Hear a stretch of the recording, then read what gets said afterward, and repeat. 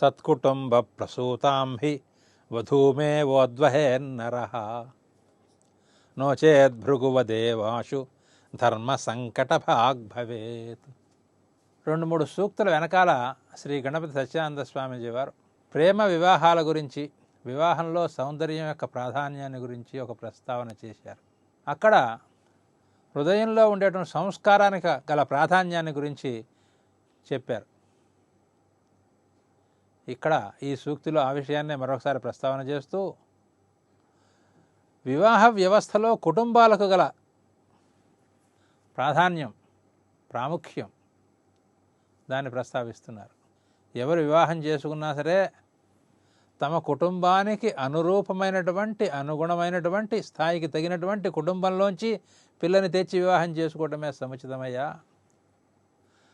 అలా సత్కుటుంబంలో జన్మించిన పిల్లని కాకుండా అందంగా ఉందనో, కట్నం బాగా ఇస్తారనో ఇత్యాది కారణాల చేత ఎక్కడ పడితే అక్కడి నుంచి పిల్లను పెళ్లి చేసేసుకున్నట్టయితే నువ్వు చిక్కుల్లో పడతావు, సంకటాల్లో పడతావు.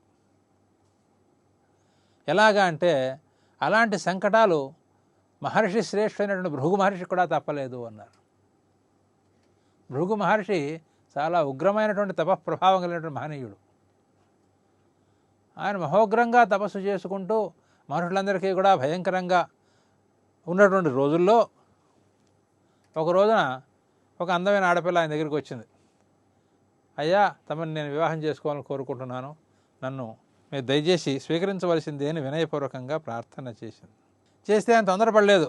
చుట్టుపక్కల ఉండే పెద్దవాళ్ళంతా అడిగాడు, ఎవరమ్మాయండి, ఏమిటండి అని. అంటే వీడు రాక్షసరాజు గారి కుమార్తె అండి ఈవిడని తెలిసింది. వాళ్ళంతా అన్నారు, ఏమైనా రాక్షస వంశంలోంచి ఆడపిల్లను చేసుకోవడం అంత మంచిది కాదయ్యా, ఆలోచించుకొని మాత్రం సూచనగా చెప్పారు వాళ్ళు పెద్దవాళ్ళు. అంతకంటే ఏం చెబుతారు. మరి నేను చేసుకుంటే బాగుంటుంది అనుకుంటున్నానండి అన్నాడు. చేసేసుకున్నాడు. చేసుకునే ముందు గట్టిగా చెప్పాడు, ఎప్పుడు కూడా నేను చెప్పిన మాట దవ దాటకూడదు అలా అవి అన్నాడు. ఆమె ప్రమాణాలు చేసేసింది. చెప్పినట్టే చేస్తోంది. కానీ ఈయన ఇంట్లో లేని సమయంలో వాళ్ళ బంధువులు, పాత బంధువులు రాక్షసులంతా అప్పుడప్పుడు ఇంటికి వచ్చి భోజనం చేసి వెళుతున్నారు. మహర్షి కొంతకాలం అయినా తెలిసింది, ఎవరో ఇంటికి వచ్చి భోజనం చేసిపోతున్నారు, ఏం కాదంటాం. ఈయన ఊరుకున్నాడు. కొంచెం వయస్సు పెరిగింది, భార్యాభర్తలకు సాన్నిహిత్యం పెరిగింది. క్రమక్రమంగా ఆ అత్తవారి బంధువులు రాక్షసులంతా వీళ్ళింటూనే ఎక్కువగా మకాం పెట్టడం ప్రారంభించారు. ఈయనకి తెలియకుండా ఈయన పేరు చెప్పుకొని దూర ప్రాంతాల్లో దురాగతాలు చేస్తున్నారు, దీనికి తెలియదు. క్రమంగా ఆ బాధ పెరిగిపోయి దేవతలు విష్ణుమూర్తిని ప్రార్థించడం, విష్ణుమూర్తి స్వయంగా ఈ రాక్షస సంహారం కోసం వెంటపడటం జరిగింది. విష్ణుమూర్తి వచ్చాడని తెలిసేటప్పటికి సరాసరి వాళ్ళు భృగు గారి ఇంటికి పరిగెత్తుకు వచ్చేసారు దాక్కోవడానికి. ఆ సమయానికి భృగు మహర్షి గారు ఎక్కడో సంధ్యావనం చేసుకున్న దూరంగా వెళ్ళున్నాడు.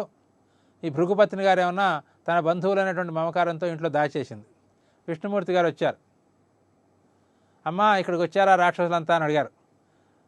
అయ్యా, మా వారు వస్తారండి, సమాధానం చెప్తారు, కొంచెం ఆగండి అంది. అర్థమైపోయింది. వెంటనే వాకిలికి అడ్డంగా ఉన్నటువంటి భృగుపత్నిని సంహరించి పారేసి లోపలికి వెళ్ళి ఆ రాక్షసులందరినీ కూడా ఒకేసారి సంహరించి పారేశాడు విష్ణుమూర్తి. ఇంతలోగా ఆ భృగు మహర్షి గారు వచ్చాడు. తనకి అత్యంత అనుకూలంగా ఉన్న ప్రియపత్నిని సంహరించాడనే కోపంతో విష్ణుమూర్తిని, నీకు కూడా పత్ని వియోగం తప్పదు అని శపించి పారేశాడు. శపించి పారేస్తే విష్ణుమూర్తి పక్కపక్క నవ్వేసి, నేను శాపం పెడతామని తెలిసేయా, శాపానికి సిద్ధంగానే ఉన్నా. నేను పాపం చేశాను, పాపానికి ఫలితం వస్తుంది, ఆ ఫలితానికి సిద్ధంగానే ఉన్నా. కానీ పరోపకారం కోసం శాప ఫలితాన్నైనా సరే అనుభవించడానికి సిద్ధంగా ఉన్నా అనేసాడు. తెల్లబోయాడు భృగు మహర్షి. అప్పుడు ఆలోచించుకున్నాడు, నేను చేసిన పొరపాటు ఏమిటి? ఈ పిల్ల మంచిదే, కానీ కుటుంబం మంచిది కాదు. ఆ కుటుంబంలోంచి చెడ్డవాళ్ళంతా వచ్చి ఇక్కడ చేరారు. తను తెలిసి కూడా ఏం చేయలేక కూరుకున్నాడు. గట్టిగా మాట్లాడితే బాగుండదని మొహమాటపడిపోయాడు. తన ఇల్లు ఏమైపోయింది?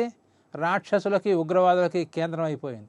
తత్ఫలితంగా ఏం జరిగింది? సమాజానికి పెద్ద నష్టం వచ్చింది. ఆ నష్టానికి తను కూడా కొంతవరకు బాధ్యుడయ్యాడు. తన భార్యను కోల్పోయాడు.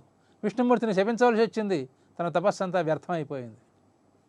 ఇటువంటి దుస్థితి ఎందుకు వచ్చిందంటే ఆ దుష్టమైన కుటుంబం నుంచి పిల్లని తెచ్చుకోవడం వల్ల వచ్చింది. పిల్ల మంచిదైతే చాలదు, పిల్ల యొక్క కుటుంబం కూడా మంచిదిగా ఉండాలి అనడానికి జీవితానుభవంలోంచి తీసుకొచ్చి కథను మనకు చెబుతున్నారు.